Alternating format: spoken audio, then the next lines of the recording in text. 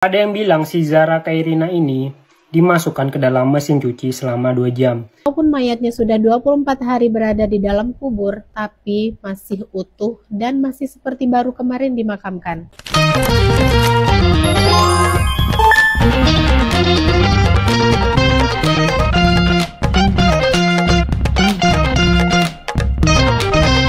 Di sebuah sekolah di Papar, Sabah, tinggal seorang siswi berusia 13 tahun bernama Zara Kairina Mahathir. Bagi teman-teman dekatnya, Zara adalah anak yang ceria dan sopan. Namun, di balik senyumnya, ternyata ada kisah yang kini mengguncang Malaysia dan mengundang perhatian dunia. Zara Kairina Mahathir diduga alami pembulian di pondok pesantren, hingga ditemukan tak sadarkan diri di saluran pembuangan dekat asrama, dengan posisi seperti dipoto, dan meninggal dunia sehari setelahnya di Rumah Sakit Ratu Elizabeth I. Zara diperkirakan jatuh dari lantai 3 dari asrama tersebut, tetapi penyebab mengapa bisa jatuh belum diketahui. Dia merupakan siswi sekolah menengah kebangsaan agama Tundatu Mustafa di Sabah, Malaysia. Pernyataan dari sang ibu tentang anaknya saat memandikan jenazah putrinya, dirinya melihat memar di punggung Zara akibat pukulan benda tumpul, dan belakangan ini muncul rekaman percakapan antara Zara dan ibunya, di mana Zara mengungkapkan ketakutan terhadap salah satu seniornya di sekolah dengan sosok yang disebut Kak M. Ma, dah takut dah jumpa ke KM. Dia masih lagi. Penyebab kematian Zara Kairina sejauh ini belum terungkap. Bahkan muncul spekulasi yang sempat viral dari akun anonim bahwa Zara mengalami perundungan. Dirinya dimasukkan ke dalam mesin cuci untuk menghilangkan bekas sidik jari dan DNA. Tetapi rumor tersebut tidak berdasar, dan hingga kini pihak berwenang masih menyelidiki kasus tersebut. Zara Kairina, pelajar berusia 13 tahun yang menjadi korban bullying di Malaysia bahkan sampai meninggal dunia. Ya, tragis memang, bahkan banyak pihak yang terlibat untuk menghilangkan barang bukti. Namun Allah punya skenario dan caranya sendiri.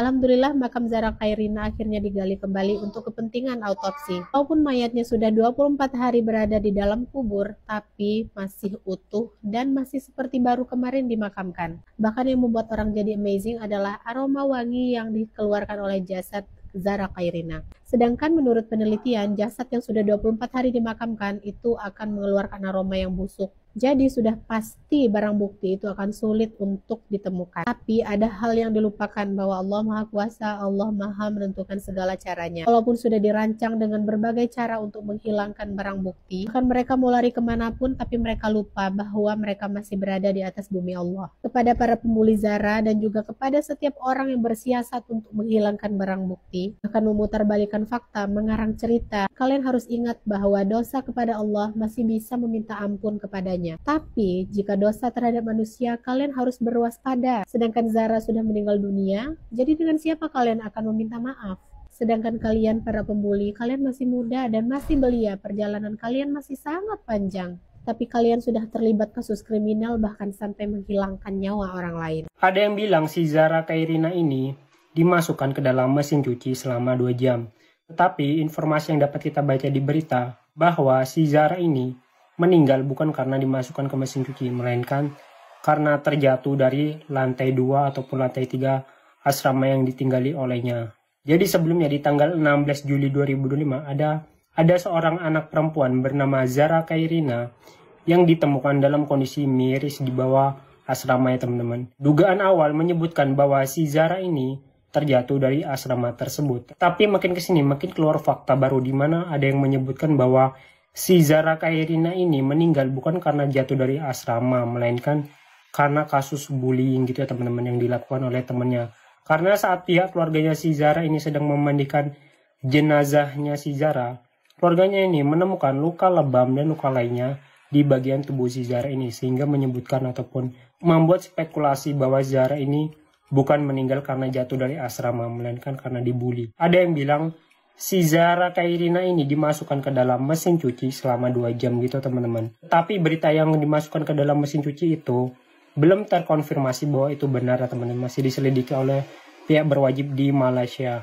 Dan aku ingin mengingatkan ke kalian, jangan sekali-kali kalian ngeklik link yang menyebutkan bahwa itu adalah video CCTV si Zara. Karena bisa jadi link yang disediakan oleh akun yang mempromosikan link tersebut adalah link phishing ataupun link pembajakan gitu ya teman-teman. Hati-hati aja lah bagi kalian. Dan bagi kalian yang penasaran sama video aslinya si Zara itu, kalian bisa langsung aja cek di YouTube Syakur. Sekolah asrama almarhum Zara tidak memberikan informasi yang transparan terkait kasus kematian Zara dan terkesan menutup-nutupi kasus ini. Lantas sebenarnya siapa pihak yang sedang mereka coba lindungi? Publik maupun pihak keluarga menduga bahwa pihak sekolah mencoba menutup-nutupi kasus ini bukan tanpa alasan. Misalnya aja nih, pihak sekolah almarhum Zara sempat menyatakan bahwa saat Zara terjatuh dari lantai 3 gedung asramanya sekitar pukul 2 pagi, suasananya sepi, hening, tidak ada siswa karena semua siswa katanya sudah tidur. Tapi berdasarkan pengakuan almarhum Zara, ia sempat bercerita kepada ibunya sebelum meninggal. Kondisi asramanya pukul 1 pagi, pukul 2 pagi, bahkan pukul 3 pagi itu selalu ramai. Karena masih banyak anak-anak yang masih masak-masak mie, ada yang ngumpul-ngumpul, ada yang ngobrol-ngobrol, bahkan ada juga yang nyuci. Kalau kita merujuk pada pengakuan almarhum Zara saat almarhum Zara terjatuh dari lantai 3 sekitar pukul 2 pagi, ya minimal ada saksi mata. Karena kan kondisi boarding schoolnya katanya jam-jam segitu masih ramai gitu ya, masih banyak anak-anak yang terjaga, belum pada tidur. Atau paling minimal ada orang yang mendengar suara jeritan ataupun suara teriakan, ya nggak sih? Nah ini sama sekali nggak ada saksi mata pada saat kejadian, dan bahkan yang paling mengecewakan adalah tidak ada bukti rekaman CCTV di TKP. Dan yang jadi pertanyaan besar adalah kemana para pengawas boarding schoolnya, kemana para staf sekolahnya, kemana para pekerja asramanya, kenapa jam-jam segitu masih banyak anak-anak yang berkeliaran, belum pada tidur, masih terjaga, masih beraktivitas. Bukankah seharusnya boarding school itu ya minimal paling lambat jam 11 malam anak-anak udah tidur semua kan? Berarti bisa jadi adanya kelalaian dari pihak boarding schoolnya. Kemudian saat almarhum Zara masih dirawat di rumah sakit, memang ada beberapa gurunya dan juga pihak sekolah yang datang ke rumah sakit. Namun pada saat itu mereka semua terkesan angkat tangan. Mereka semua kayak cari aman, gak mau disalahkan. Mereka bilang, kami tidak tahu apa-apa, soalnya saat kejadian kami tidak ada di tempat katanya. Dan menurut informasi yang beredar, mereka juga katanya sempat mendapatkan kayak semacam tekanan lah dari pemerintah setempat agar jangan memberikan informasi apapun terkait kasus ini kepada pihak keluarga. Pada saat itu pihak sekolah juga sempat meminta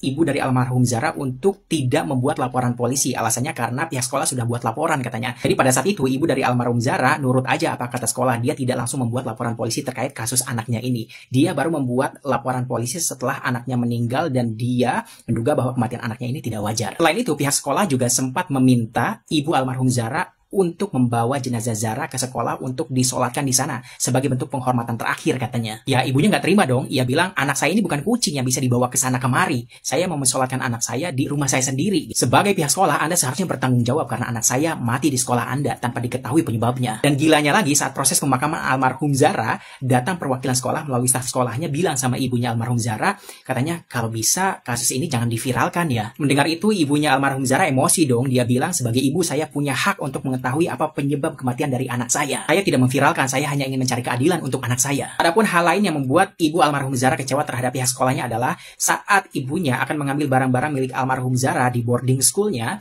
pada saat itu barang-barang almarhum Zara itu sudah dikemas ya, sudah di packing, tinggal ambil gitu. Maksudnya kayak kenapa sih harus di packing tanpa persetujuan ibunya dulu? Maksudnya ibunya tuh ingin mengambil barang-barangnya almarhum Zara itu sendiri, dia packing sendiri, jangan oleh pihak sekolah. Takutnya kan ada hal-hal pribadi, ada temuan yang bisa menjadi bukti kematian almarhum Zara. Selain pihak sekolah yang terkesan menutup-nutupi kasus ini, respon dari pihak kepolisian setempat terhadap kasus ini juga kurang lebih sama. Saat ibunya almarhum Zara membuat laporan polisi, respon dari polisinya juga dinilai kurang serius ya. Mereka dinilai kurang profesional dalam memfollow up kasus ini, dan bahkan ada satu kejadian saat ibu almarhum Zara ini lapor polisi pada weekend, kemudian polisinya bilang, oh nanti aja deh kembali lagi hari Senin itu. Maksud gue kayak kok bisa polisi bersikap seperti itu kepada seorang ibu yang baru saja kehilangan anaknya, meninggal dunia di sekolahnya dan belum diketahui penyebab kematiannya itu apa. Gak heran muncul spekulasi bahwa polisi juga terkesan menutup-nutupi kasus ini. Lantas benarkah orang-orang yang diduga terlibat dalam kasus kematian Zara ini memang berasal dari keluarga yang berpengaruh di Malaysia sehingga mereka untouchable?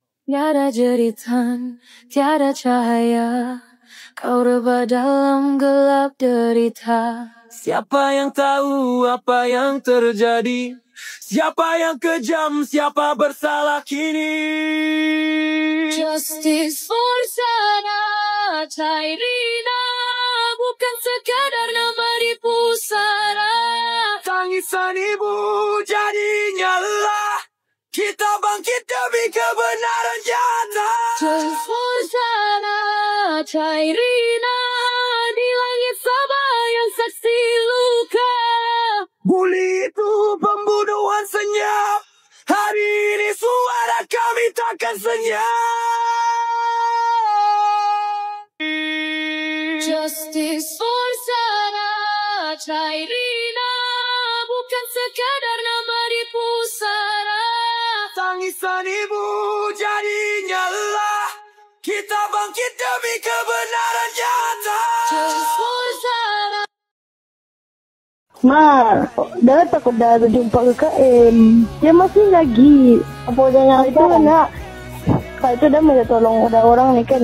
So aku tanyakan dekat adik. Dia tanya minta tolongkan dekat adiknya. So aku tanyakan dekat isteri dia masih lagi tak ada masalah dengan aku.